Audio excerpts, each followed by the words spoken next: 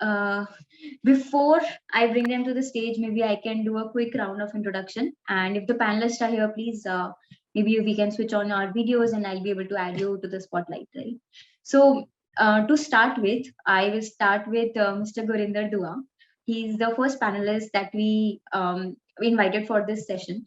Definitely with years and years of experience uh, behind him, he has ventured now into this kind of up and coming field. He has been a CEO before, he has been a business consultant, he has done many educational degrees, even from premium institutes like IIM Ahmedabad, and he has worked for almost 2 decades in the Indian Air Force. And currently, he will be talking about blockchain and cryptocurrency with us. Mr. Gurinder, are you here? Can I have you on stage? Okay, sure. In the meantime, I can introduce my second panelist, Mr. Munish Batra. He is a fintech consultant working with clients all across the globe and not just India, helping them with blockchain, cryptocurrency, and definitely fields that come with it, real estate, e-commerce. He has, again, more than 2 decades of experience in the industry. He has been a senior level manager, a branch head, and has worked with various institutes in different industries. And now he's working as a consultant. Mr. Munish, do we have you here? Yes, I see you. Hi, Tanvi. How are you doing? Hello, everyone. Hi. A very good evening, and thank you for joining in. I would like to also introduce our third panelist, Mr. Aishwary. He's a chartered accountant by profession. He's currently working with the Polygon technology, which is behind, which is behind. I think he would be able to explain it much better. But he's working with Polygon technology, and he's leading operations and marketing there. He's an ex-founder. He has worked with a lot of finance-based institutions, including Amex and ZepPay. Again, a very esteemed personnel joining us here today again to talk about these emerging technologies. Mr. Aishwary, I do see you now. Thank you so much. A very good evening. Thank you so much, Tanvi, for the warm welcome. And right. I'm not an ex-founder, I'm still a founder of 2 startups right now. Oh, I am so sorry. Completely my bad. Sure. Mr. Gurinder, do we have you? I did see you I think in the... Mr. Gurinder has some video issue because he's in Shillong. So yeah, it's okay. I can hear you guys. Can you hear me now? Yeah. You're audible. Ah, great. Yeah. Let me figure out if I can still somehow add you in the spotlight. Okay, sure. Do we have Mr. Aman also in the meet? Mr. Aman, are you here? Yes, I'm here. Hi, good evening. Hi, good evening. Thank you for tuning in. Mr. Aman has been in this particular industry for a very long time. He is a very esteemed mentor for the blockchain and cryptocurrency industry, and he has taught, I think, more than 10,000 people till now. He's currently building his own company, Moving, which is trying to create communities and connecting people who are interested and who want to engage with the emerging technologies. Do I have you here? Maybe I can add you on Spotlight. Yes, I'm here, but the introduction to the company is slightly left, right, center. You went. Okay. I think I would. Yes, I will request for sincere apologies. Binder, Maybe I can give the stage to you, all 3 of you, all 4 of you, and you can take it ahead. And I would also like to hear a lot about emerging technologies. Super. Is Gurinder here? Oh, Gurinder here. My apologies. Yes. Yeah, I'm there. How are you? I'm sir? not able to add him to the spotlight. I'm good. I'm just keeping my fingers crossed that I can stay with you guys. I got your text, which is why I thought maybe I'll just do a heads up. Yeah. Fantastic. Would you be joining on audio? Is it fine? Like yeah, I tried the video that was breaking, so let's not risk it. I'll stick to audio. Sure. Super. Thank you so much, everyone, for dialing in on Sunday evening. It's a pleasure to share the stage for some of the people I know. Gurinder and I chatted. Munish, we have a common friend called Amit Tiwari. Aishwarya, you and I know each other from long. So absolutely a pleasure to moderate this session, which I wasn't really aware until 15 minutes back that I had to moderate this. But specifically, we'll be talking about one of the best emerging technologies, which we all are following from a while, which is Web3/crypto/blockchain. So let's just start with everyone, especially maybe Gurinder first, since his network is a little patchy. So how did you get into this space? What's your background? How excited about you about this technology? What are you working on? Is it something which you are looking at from a overview perspective, or you're building something? So Gurinder, maybe you want to start with. Hello, hello. Yes, we can hear you.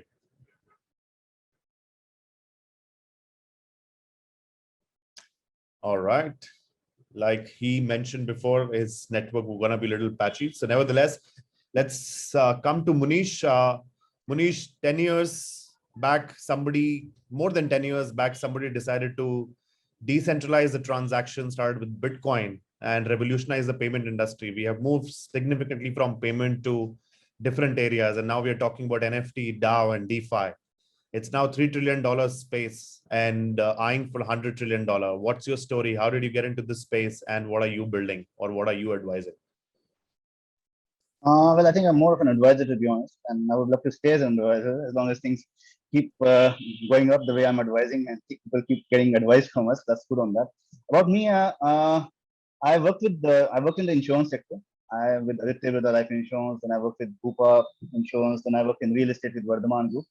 I was looking after international sales with Vardhaman real estate company, especially in the UK. So UK has been also been my second home. So our company is in fact based in the UK only. Name is Rectangle One. We started with tokenizing properties. That was not actually tokenizing properties, to be honest. That was actually we were accepting cryptocurrency for properties in Thailand.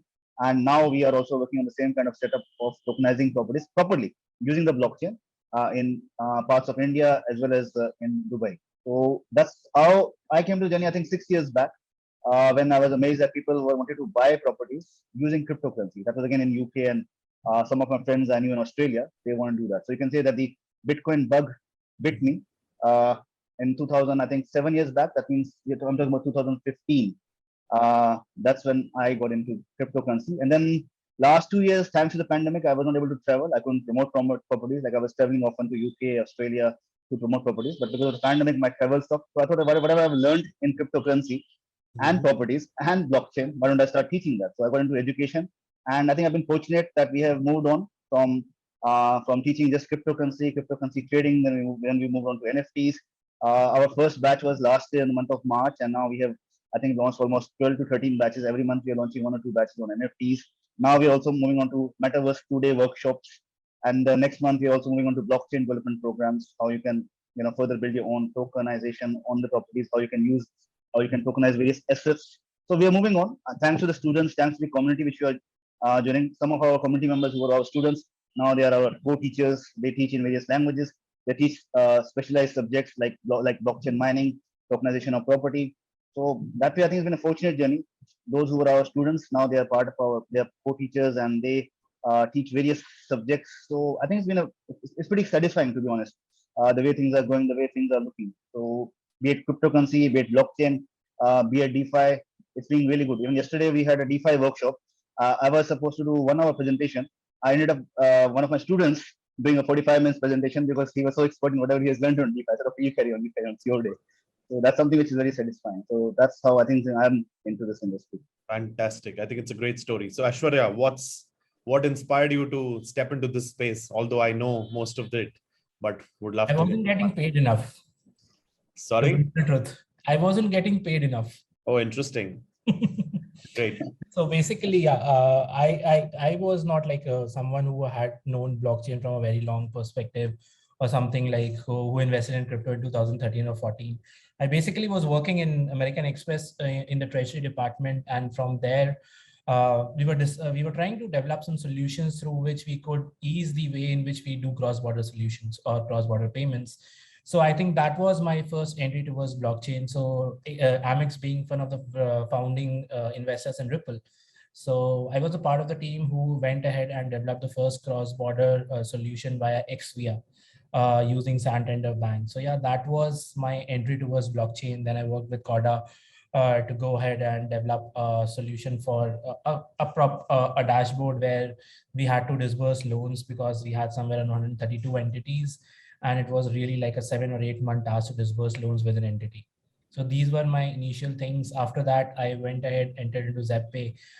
In ZepPay, I was handling the OTC business and also like worked with the return things that we now see that every second startup in India is trying to do 5%, 10%, 20% returns on stable coins. So yeah, that was, I think, ZepPay brought in first. So I was a part of that team as well. So that's where we started. I think after that, I went into Seba. Seba was a good research point for me, where I used to just sit behind a computer, research, write publications for Ivy Leagues to go out and read about blockchain and the nuances of it. And then I moved on to Polygon.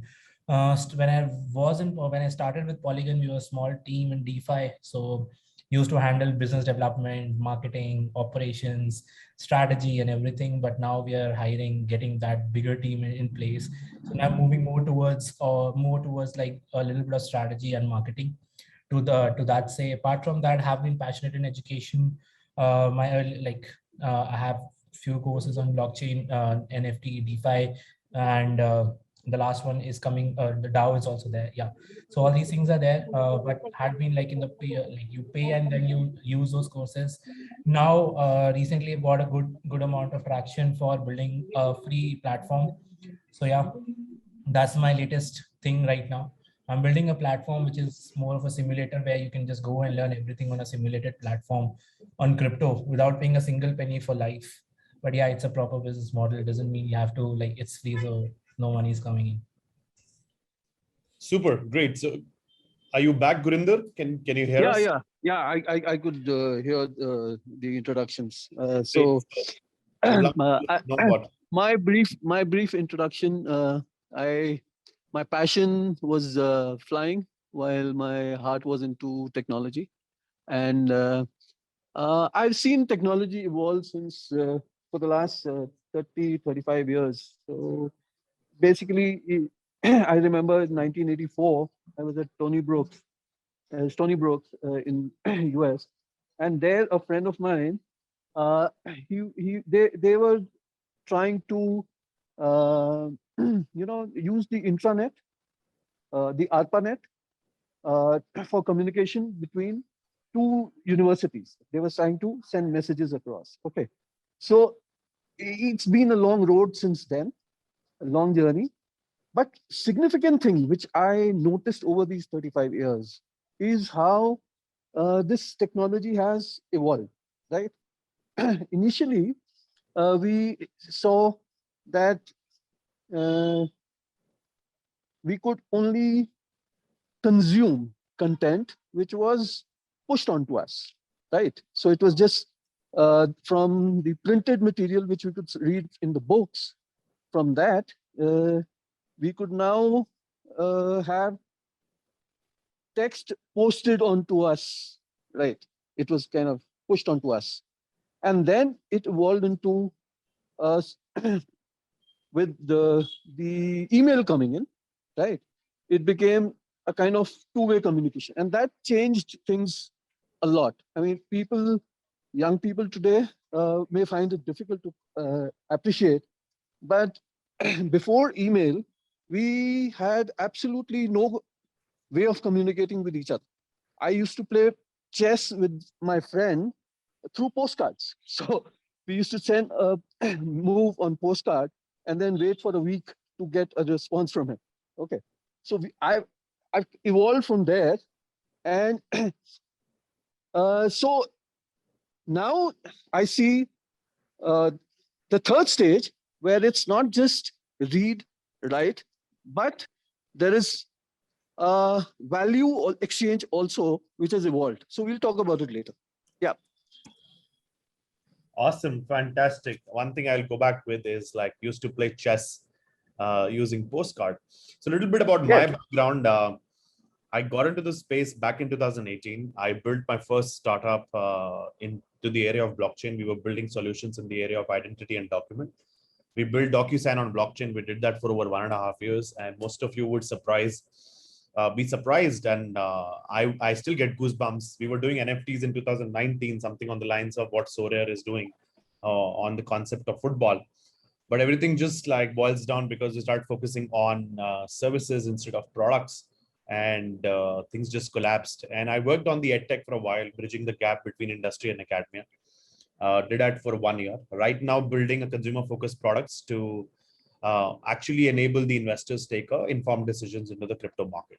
So, Munish, maybe we'll start with you. The hype is real, or it's just gonna like fall down about the NFTs, and talk us a little bit more about what do you think about this space? What are some of the utilities? What are some of the industries which NFT is gonna disrupt?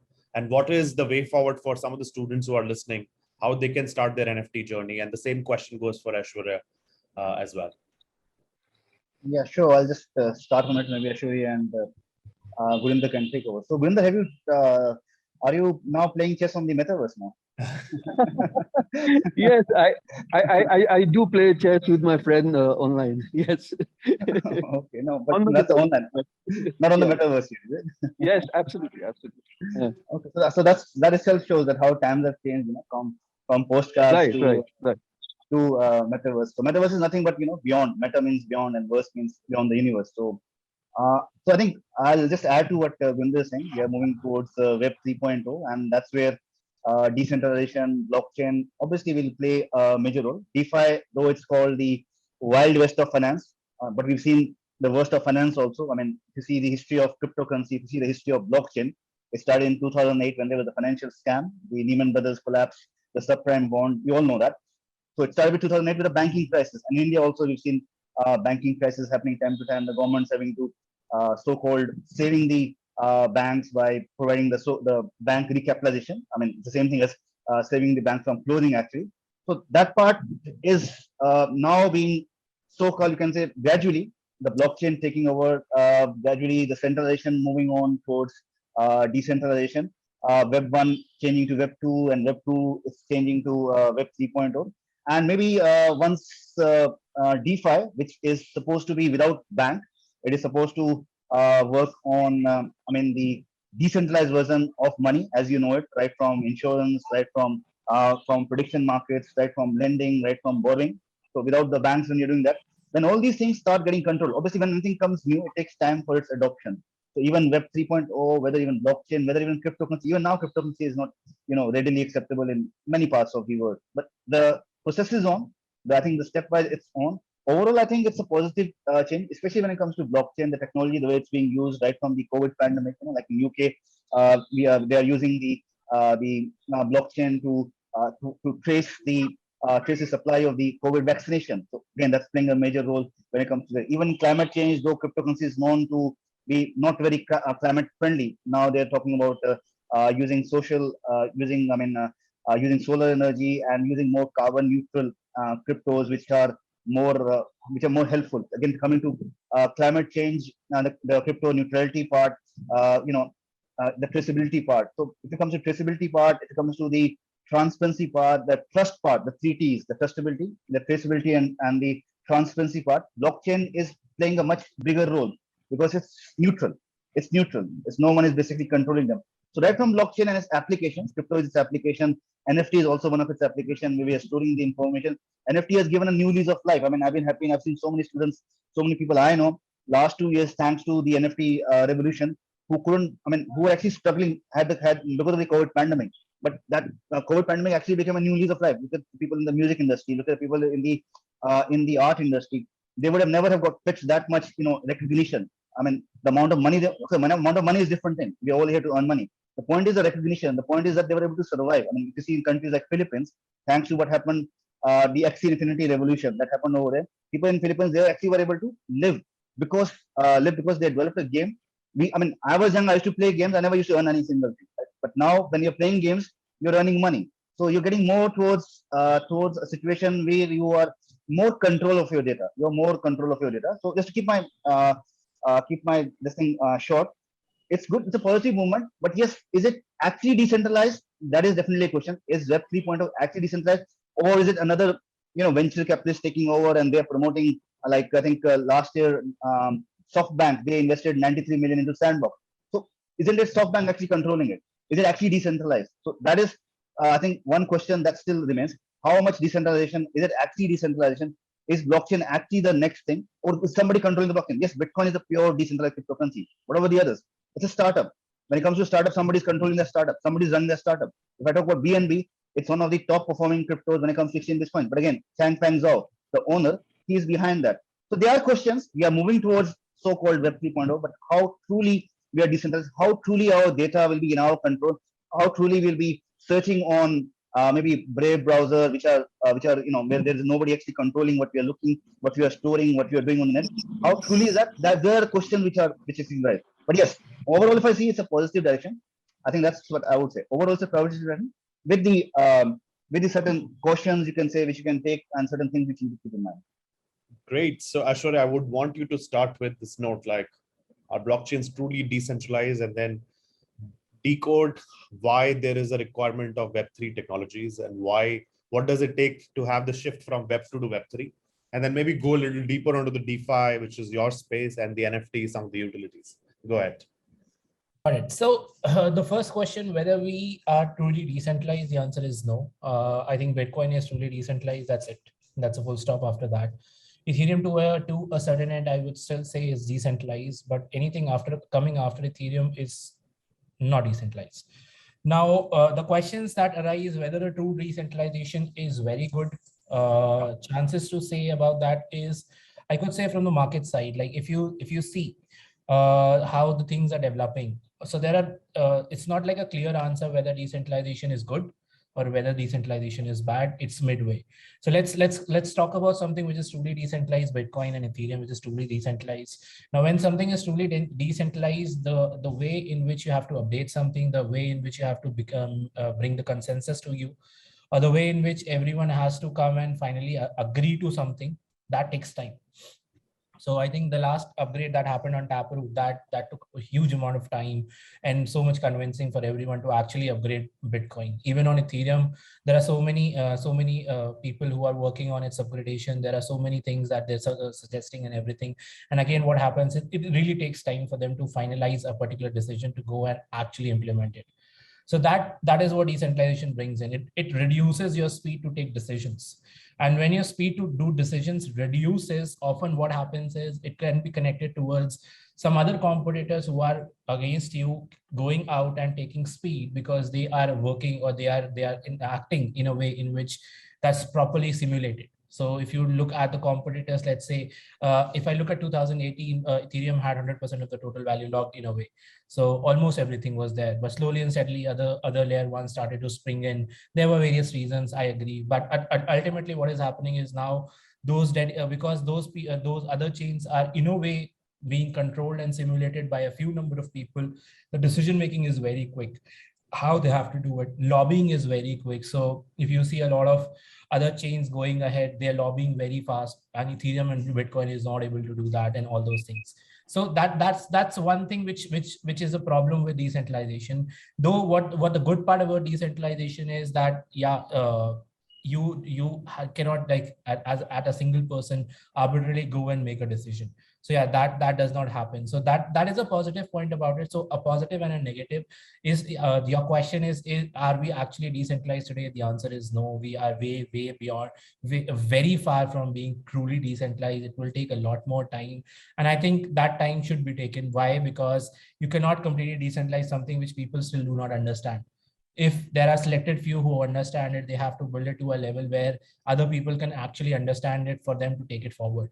So that is where I particularly feel right now we are. Then next question comes into how or where exactly do we go ahead and fast forward see ourselves, or what exactly is DeFi as well in that sense. So one thing that after we have known what exactly is decentralization, the second thing is, where are we moving? Are the things actually working out on this space and everything? I think we are still too early to say that whether we have seen a good amount of traction. I know that we have somewhere around $3 trillion market today, and we're aiming at $100 trillion. But I think one of the things that I particularly feel is there is a lot of requirement for improvements right now. So if you see Wall Street is still not in ties with trading in crypto. They don't care about crypto right now. Why? Because they still don't feel there's enough juice in the crypto world as compared to their Wall Street bets that they're playing. So the reason is right now we're not yet at that level where we can see that we are 100% up, and in a way, like we like if you see Wall Street, they usually even go and make profits in 10 basis points. In our industry, if we talk about crypto, 3%, up to 1 to 3% is slippage. So that actually brings out to a funny thing that they cannot play with it. If they cannot play with it, there's not enough deep liquidity for them to play as well. There are a huge amount of trades that they play with. So there's not enough space yet. There's not, but there's a lot of unstructured products right now. They have to become structured. A lot of people have actually, like a lot of founders who actually started a lot of startups, they actually read about it in two, three Wikipedia pages sometimes and started their own protocols. The point is they're yet not that kind of educated. So yeah, I think we are still very early on those things. There is a lot of improvements. There's a lot of development that needs to be done in that sense. And again, in the DeFi space, again, because that's where I keep most of my time here. So DeFi, again, exactly the same thing. There's a lot of innovation that is yet to happen. Right now, if I see the industry, a lot of copy pasting is happening. Copycats coming in, doing the same thing again and again and again. And people not understanding the things. I mean, I was like, after I met you, I went to Dubai. So there was a pitch that was going on. The person comes and says, hey, we have a unique DEX with a very cool feature. The feature, I said, okay, cool. Let me hear what is your feature. So his feature was, we can go ahead and we can reduce the fees that you pay actually on Ethereum by 95% when you do a trade. I said, dude, just move on to Polygon. You save 98%. What exactly is the innovation there? So the point is, like, a lot of people are right now going ahead and copy pasting a lot of things. That is there, but yeah, innovation is yet to happen a lot, and there's a long road to go. Thanks, Gurinder, for showing us a bit of Assam. So what's your thought process on Shillong. Shillong, okay, sorry. Yeah. Aman, I'd like to kind of move up a level. Basically, when we are talking of DeFi, NFT, and all the Metaverse and all these things, right? They are kind of flavors of the day.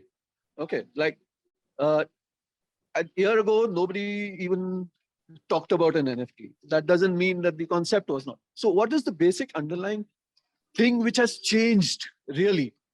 Okay, with blockchain, what has really happened is that now you can exchange, you can transfer value on the internet, right? This is one capability which did not exist earlier. And as it evolved, the problem was, how do you bring in how do you cater for things like double spending and the basic problems of online exchange of value? Okay. And that's where the blockchain came in. Okay. With its basic principle of the ability to exchange value on a peer-to-peer basis in an assured way without intermediaries. Okay, now all these words are very important. Okay, because what blockchain has done is, one, given the ability to interact, exchange value peer-to-peer. Okay, two, it's brought the ability to throw out the intermediaries who are basically rent-seeking agencies. Okay, these are the fundamental things which have happened. And now, you see, the code, as far as, if you look at the evolution over the last 10, 13 years, first you had Bitcoin. Now, Bitcoin is open source code. Okay. Then Vitalik saw that it had a certain limitation that you couldn't, do smart contracts on it. In the sense, it was limited only to exchange of, let's say, digital money, strictly limited to that. And then this thing evolved that, well, why can't you build in contracts and put it on the blockchain itself, right? In terms of exchanging value. Okay. All these other things which we talk of today are basically offshoots of that. They are like people exploiting the open source code and trying to be more and more innovative. So we need to be very careful of what we're talking about. Okay. NFTs is nothing new. It's like that same tokenization. And it's one utilization of that tokenization. Okay. DeFi is what? It's just utilization of that contract. Okay. We build up hypes. There are a lot of things which are possible to kind of overhype and overdo and exploit. So anybody getting into this space needs to be very careful of what exactly they are dealing with. Okay. Thank you. Interesting connotation here. So I would want to like decode here some of the utilities which are possible in the NFTs. Maybe we'll start with Gurinder, since you mentioned that it's just a token transfer happening on the chain. So would you like to pick up some of the areas where you see the disruption is possible by the NFTs? And then I would like to ask a follow-up question on what is the way for somebody to get it started in this space, and how India can leapfrog, since 1.5 million engineers graduate every year. And about 80% of them are still unemployable. And most of the students are attending are the engineers, if I'm not wrong. So Gurinder, like maybe you wanted to talk about some of the utility of the areas which you just mentioned, or you just still see that it's a long way to get it evolved. Right now, only the artists are getting benefits, and some of the areas is just like picking up on the hype. Yeah, Aman, see, that's exactly what I'm saying. We are missing the the trees for the woods. I mean, what is an NFT? Okay. Well, does anybody even understand what really the NFT is? NFT is nothing but a token, basically one entry on the blockchain. Okay, one address. It's just an address. Okay, that's all it is. And that address points to something of value. Okay, that the link to that value is provided through that particular token. Okay, and because it is a unique thing that that token is pointing to, okay, so it becomes non-fungible. Okay, so that's all it is. I'll stop you here. Yeah. I would go back to Aishwary on this, like help us understand more about the fungible and non-fungible, because it's not just a token. The token has an underlying smart contract with a standard, and it has certain properties, and that makes the properties more unique. That is why we call it non-fungibility. The non-fungibility does not exist in just another coin which is there on the coin market cap. So Aishwary, maybe you want to decode like non-fungible, fungible, and some of the use cases, since Polygon is leading its way onto NFT adoption. Absolutely. I think when we talk about a very simple example, not too complicated, let's say if you're talking about non-fungible non-fungible tokens, let's say I am a painter and I'm a normal painter. I do like whenever I want, I just paint. So maybe I have a painting, which what I have done is I've issued a token which represents my painting. And let's say there's Picasso who has his paintings done, and his painting is also being represented by the same token, something similar token. Now the value of my token, which is representing my paintings, might just be, let's say, $50, $10, or $100. But let's say on the same side, the same token, which has a backing of Picasso's painting, would have a huge amount of value, which might be 100,000 or $1 million. Though both the tokens are representing one thing, which is art, but the art of which person they are representing is completely different, and hence their value. When we talk about fungible tokens, it's like 1 Bitcoin is equals to 1 Bitcoin. So if I am holding 1 Bitcoin versus anyone else is holding 1 Bitcoin, they would always have the same value, whichever is their market rate. But this non-fungible might not be the same. So when we talk about NFTs, I think we started with PFPs, where you had to mint 10,000 PFPs, and holders would get XYZ benefits that what they were promised and everything. Half of them turned out to be scam. I think 90% of them turned out to be scam. But actually, what exactly did they have, or what exactly is the value that they hold at this point? Why we have Bored Apes or all these NFTs which are there worth so much Ethereum? Is it just like a scam that they're running, and till the end, whoever is the last buyer gets scammed? Or do they actually hold value? Is like a question that everyone has in their minds. Why exactly are they so pricey? What exactly is happening with them? So I think to answer that, it basically does not mean that if you have a PHP and you have like a ugly picture which you're putting on Twitter, that makes it so valuable. It's basically the value that it accrues along with you. So these NFTs, whenever you hold, they bring you certain benefits. Maybe some of these NFTs, they actually bring you passive income continuously forever till you hold them. So that there are various kinds of things that are attached to it, which brings value to them. But there are very rare such NFTs which hold value. So I think that is where we started. And as we move forward, real-time utility of these NFTs are coming forward. So NFT is no more just like a PFP where you're getting just a image and that's it. NFTs today are way more. Now, when I say way more, what exactly way more? So the real life use cases, let's say people are using NFTs to build a community. So let's say I like, or I have taught, let's say 20,000 odd people, and I want to create a community among them. So how do I differentiate, or how do I know if that was the person who I have taught, or he's just like pretending to have been taught by me?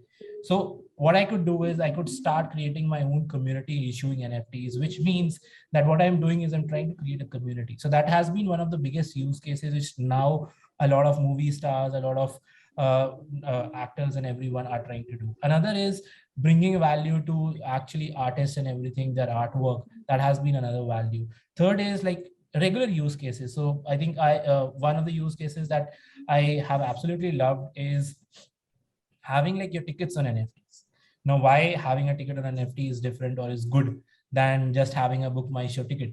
Simply, it's very simple. Whenever you have a Book My Show ticket, you have a copy of that ticket, which means, let's say I want to go out and I want to just scam people. What I can do is, let's say I have a ticket from Book My Show of India-Pakistan match. All I can do is I can go to Twitter, say I have a ticket, let anyone who says I want to buy, I could sell him the same copy. Like I can sell 20 or 40 people the same copy. They'll realize it when they actually go to the hall, and actually the first one has redeemed it and nobody else gets entry.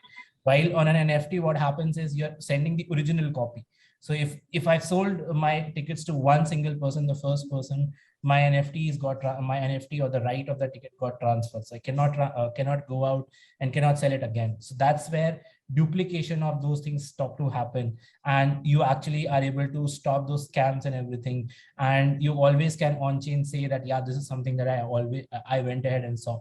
So there are some exclusive events which you can brag of. Hey, so I mean, there's so many use cases that I can talk of, but yeah, that is where NFTs are going, real use cases. Super. So just to maybe add one thing on top of this is non-fungible and fungible. Non-fungible means it's like a unique, right? So your boarding pass is non-fungible because it has your name. Your Aadhaar card, your PAN card is non-fungible. Fungible means it's same, like your 100 rupee note or the coins which you trade. It's same with the other person. So NFTs have some characteristics like these are unique. They are permanent because they have the information and data which is stored with the token and stays on the blockchain. And blockchain has a property of immutability, transparency, and since it's not controlled by anyone. And the best is you can make a programmable NFTs. An NFT is just a piece of code on the blockchain. That means you can do multiple things, like fractionalization is one of them, like royalties and as another. So suppose one artist has made a painting and now he has sold it to someone in the physical world, in the Web2, like you go to a gallery, you buy a painting. Now from there, you're selling that painting to maybe like 20, 30 people over a period of time. How would that artist get a benefit, right? So in Web3, in NFTs, you can still attach a royalty with that. Every time that artist sold, the artist will make a royalty on top of it. Other thing is when the art price becomes so much high, right? So like MFSN paintings are right now sold for 20 crore or more. How do you buy, right? Which is not possible in the Web2 world or in the physical world. You cannot really cut a painting and say that I want like a 1 centimeter by 1 centimeter of that painting, correct? So that's why the best thing happens in NFTs, like you can create a 10,000 copies and then the fractional value is getting traded in the secondary market and you can still buy it. Like today, one of the biggest sales of the land has happened by Yuga Labs, which is like Board Ape Yacht Club, which they have launched. And then from there, they're selling the lands and the land was sold for like 3-5 ether. Right now, the land is trending about 30 ethers or more. Right. So like it gives you a digital ownership. So it's a new way of like owning certain things which were not possible before, like cards, tickets, art, painting, digital goods, and multiple things. Correct. So maybe you want to add some of the use cases, Munish, if I missed some, and then we'll move forward to, I think we are already about like 7 to 8 minutes from the conclusion. So maybe you want to add some of the utilities, and then maybe the next question for me, Gurinder, Aishwarya, and Munish going to be like how India should leapfrog and what's the one advice you want to give it to the students who are listening to this panel. No, I think Aman, Aishwary and Gurinder, they have summed it pretty well. Applications are working upon, and companies in India are also working on such aspects. Like recently, Tata Tea, they had a event, the Holi event. You know, they celebrated Holi with some of its customers on the Metaverse. So that still is an application. Then Tanishq also, they are launching their jewelry on Metaverse. Then RRR, they released this movie, the NFT version again. The moment it was launched, the PVR, they launched the NFT version on that movie. So I think it's already happening big time. So right from movies, but I think just like there's nothing like pure decentralization. I don't think there is something like pure non-fungibility. It will always be a mix of something fungible and something non-fungible. Like we've been into properties for now 6 or 7 years, right? And now we are tokenizing properties.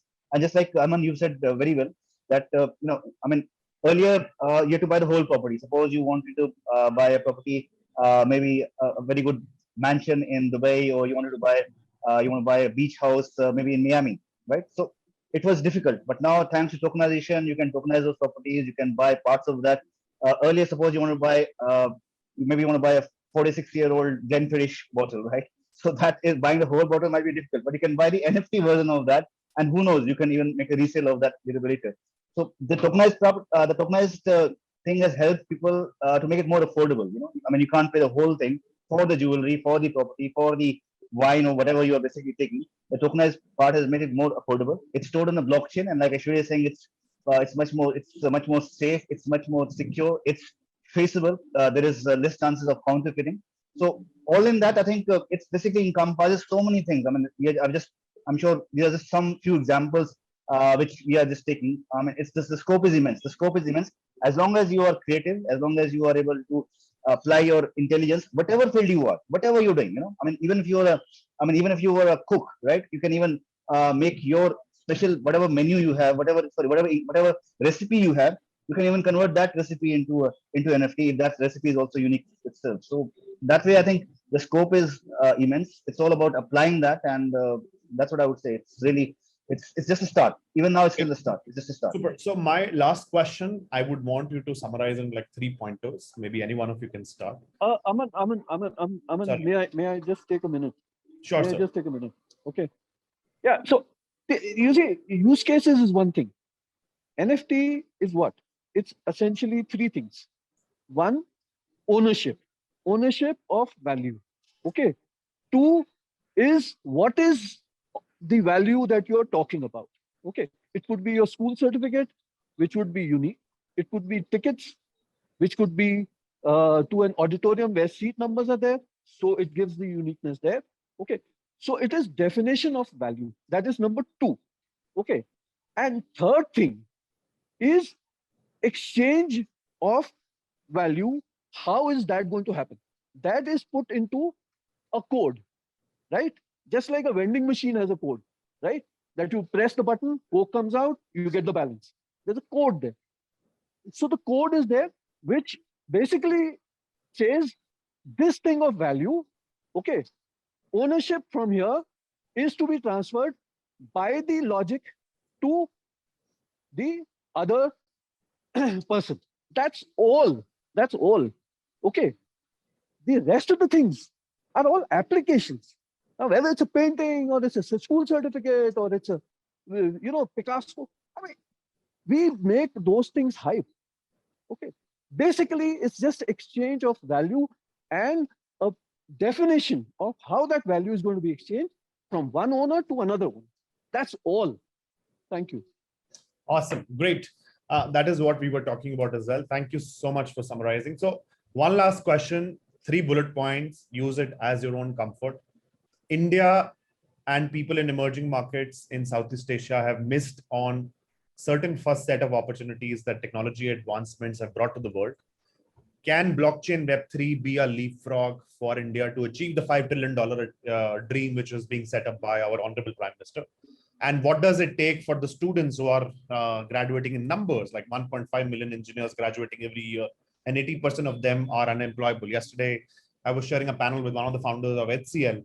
We were talking the same problem which used to exist like 30 years back.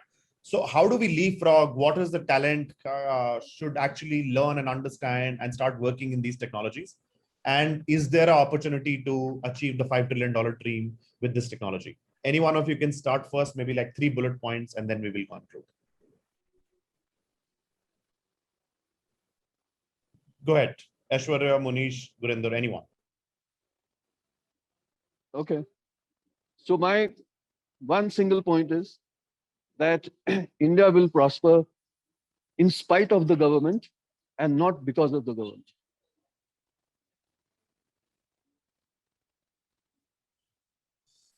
That's it. I agree. Nothing more to add on that. Well, I'll say India is already prospering. I was in Dubai last month. There was the Dubai Crypto Expo. Then there was a blockchain week also. There must be hundreds of stalls over there. But I was happy to see 70% of those stalls. I mean, whether they were from US, whether they're from India, whether they're from Vietnam, whether they're from Singapore, Hong Kong, almost 60 to 70% of the people who were standing on those stalls, they were of Indian origin. But yes, India itself, maybe it might take some time, but people of Indian origin, I mean, if I talk about Polygon only, right, despite so many challenges, right, Sandeep Nelwal, the people behind Jayanti Khinani and Raghavan, these people, they're from Indian region, but look what they bought. One of the best, strongest, scalable currencies. Today, if NFTs have a challenge with Ethereum, we have Aishwary, we have Polygons. So India has already provided a solution. It's all about just moving the next step. And I think even the Indian government has never discouraged innovation. Maybe they have discouraged cryptocurrency to some extent, if I talk about the crypto taxation. But when it comes to NFTs, when it comes to Metaverse, I seriously doubt that they're discouraging. But yes, there are again talks that, talks of brain drain, people are moving on to Dubai. I know so many of my friends, entrepreneurs, and even I think some companies also, I think in India, they are moving on to Dubai and things like that. But the brain drain has to stop. I think that's something. Yeah, why is it happening? That's where I think Gurinder, you're right. That's where I think Gurinder, you're right. That's the brain drain has to be stopped. Question of taxation. We will take that maybe offline. That's a long debate to happen. Like, why is it happening? It's not taxation. It's just that it's the brain drain he's talking about. Yeah, that's right. The people who are making decisions don't know. They don't understand what this technology is all about. That's why. That's the problem. That's the problem. Why should they be making regulations about something which they don't even know? They should first. Well, that's part of a democracy we cannot really debate on because we have elected them. It's just that the new technology trends are coming. We cannot really doubt. It's our opportunity to actually empower the community, and the community decisions will ultimately go to the parliament to make the final bill.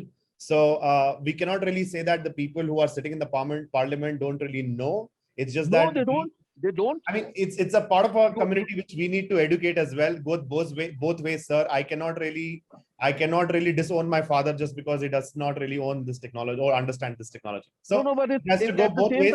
I will stop you here. My apologies, Gurinder. I will come back to you because we're running short of time. I want to hear to Aishwarya and then maybe your 3 points to conclude this session. No. So I think the problem is basically. The question is not problem, Aishwarya. Yeah. How do we achieve to $5 trillion dream, and then how this people like 1.5 million engineers can actually leapfrog and cater to this Web3 economy which is coming.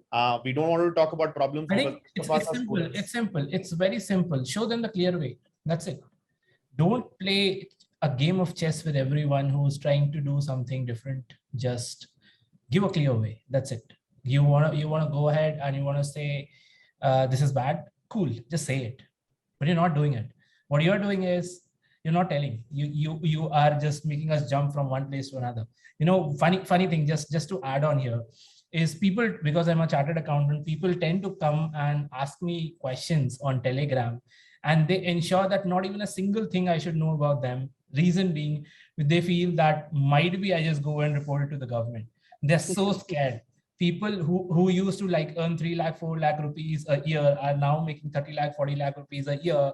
And if they are not able to enjoy it for long, they ultimately will turn out to be going out and defying taxes because there's no other way. So it's like right now you have all the tools, you have every way where you can go ahead and show them the path.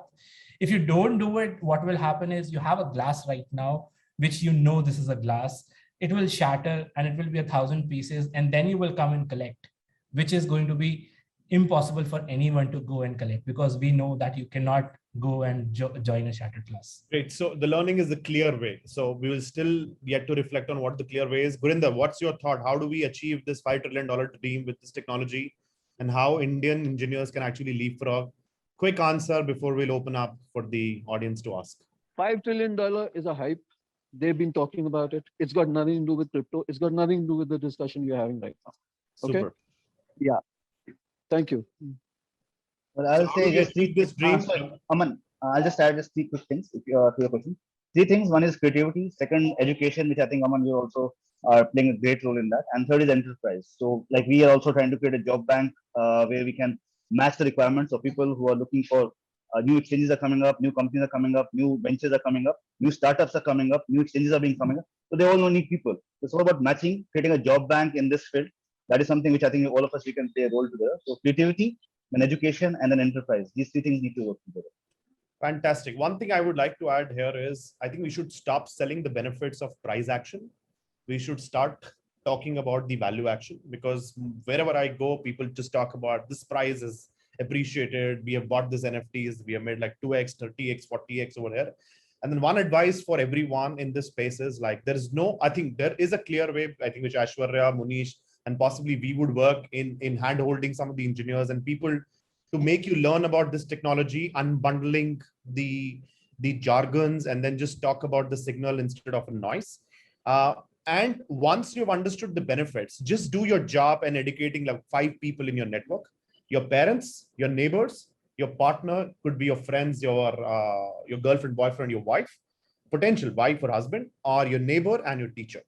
If you do these for 5 people, right, the immense effect gonna be for, the effect gonna be for long, and this value chain will spread like enormous effect. And this permutation combination will actually go down to the people who are just talking about the price action, right?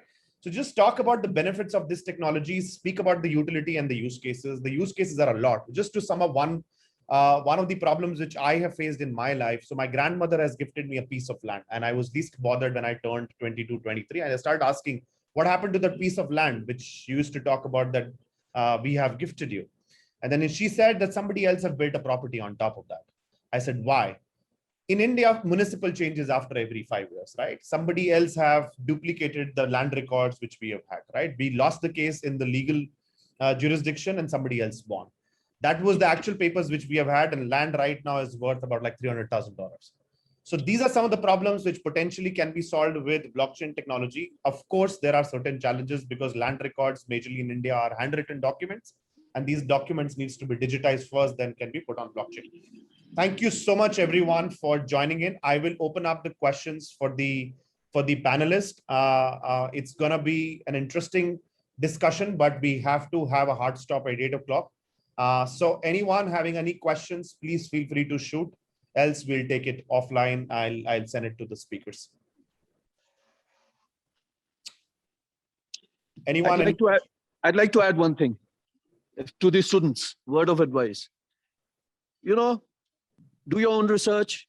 This world is changing too fast. Blockchain is it's just one of the exponential technologies which are happening today. Blockchain, along with robotics, along with genetic engineering, and along with your energy revolution with battery technology. Okay, all these things, all these technologies, they are maturing together. The underlying accounting system for all these new exponential technologies is blockchain. Okay, why it is important? Because now you can put value, okay, and you can exchange value in a peer-to-peer fashion.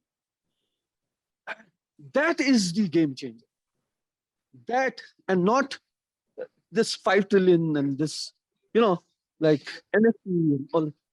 You need to get deeper than this. Okay, that's for the students. Thank you. Super. Thank you so much.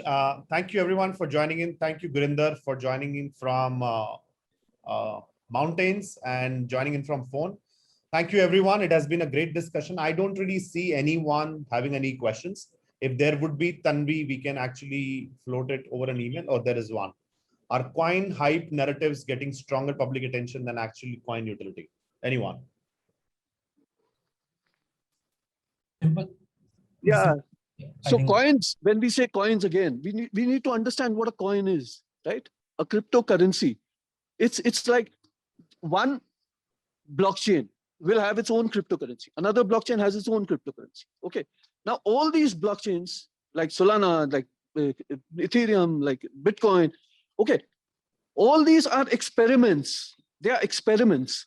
Now, which one of them will finally take root? Okay, it'll be like TCP/IP. There were so many technologies at that time for the internet. Only TCP/IP kind of survived, and you had the internet. Okay, so whether it'll be Bitcoin, sorry, Ethereum, okay, or just a couple of these blockchains with their coins, and all the other coins, you need to understand they are basically representing one application. That's it. Maybe Aishwarya, Munish, do you wish to add something on top of what Gurinder has just mentioned? Well, I think Priya is right. That is a valid question because cryptos which don't deserve to grow by 1,000%. I mean, they grow by 1,000%. Cryptos which deserve to grow by at least 20-30%. They actually struggle. I mean, if I look at the cryptos performance, I mean, I'm sorry, I'm going to crypto performance because that is one thing which we overall connected with. We invest, we trade, we do staking on cryptocurrencies. It does happen. I mean, like for example, Ethereum or maybe even Bitcoin and the other. Okay, I don't name any cryptos. They are the base cryptocurrencies. They are the infrastructure cryptocurrencies. They are used for NFTs. They are used for DeFi. The base cryptocurrencies. On the other hand, there are cryptos which are like which are some meme coins. There are some cryptos which have just come and all of a sudden they are exploding like anything. Yeah? So yes, I think it's something, again, a word of caution that it is overhyped.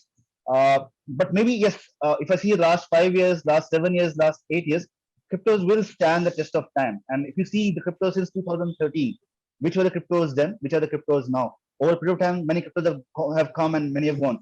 But there's some of them which have stood. Why they have stood is simply because they have they have utility. People have found application in them. I in fact actually compare crypto with selling ready-to-move property and a pre-launch property. Right? People love to buy pre-launch property, but the pre-launch property is never made. But people expect huge returns from that, and they usually get for some period of time, and that project turns out to be a scam.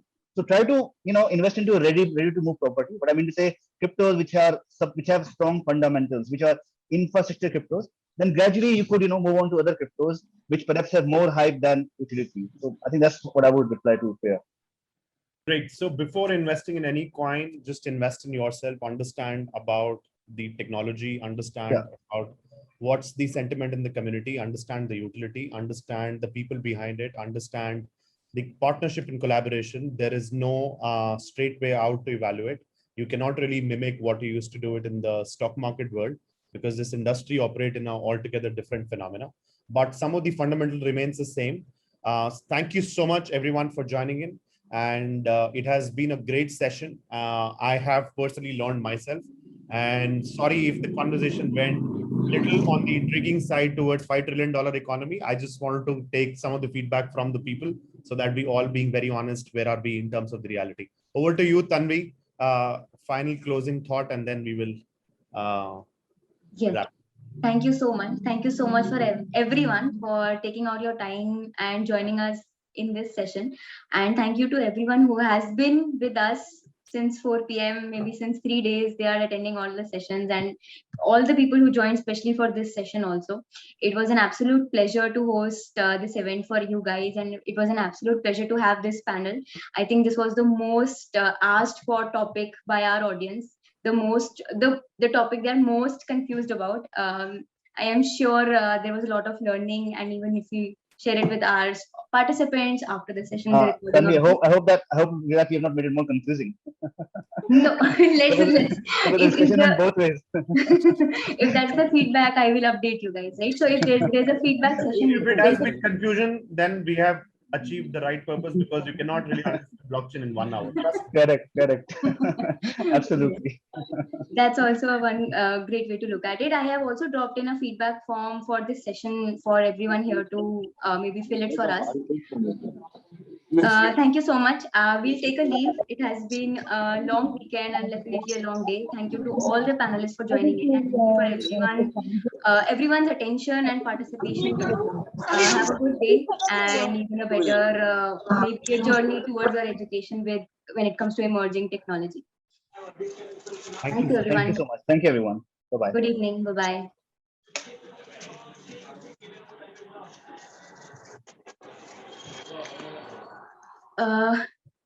Right. To all the participants, again, a very warm thank you to attend, for taking out the time on weekend to attend the session. I know there are a lot of exams also happening in colleges, and but we definitely had a pleasure hosting such events for you. The applications for the job fair will still be live till the morning. The project submissions will be live till the morning. Please feel free to go to the website and participate. Also, we have a live quiz from 8 o'clock to 8:30 p.m. You will find it on our website. Please feel free to attend it. We will be sharing cash prizes and a lot of other things with the winners. Thank you, Deepshika. I think I have seen you on most of the sessions. Thank you so much for everyone to attend this session. I will just maybe stay here for a minute, and I will then end the meet for everyone. Thank you so much.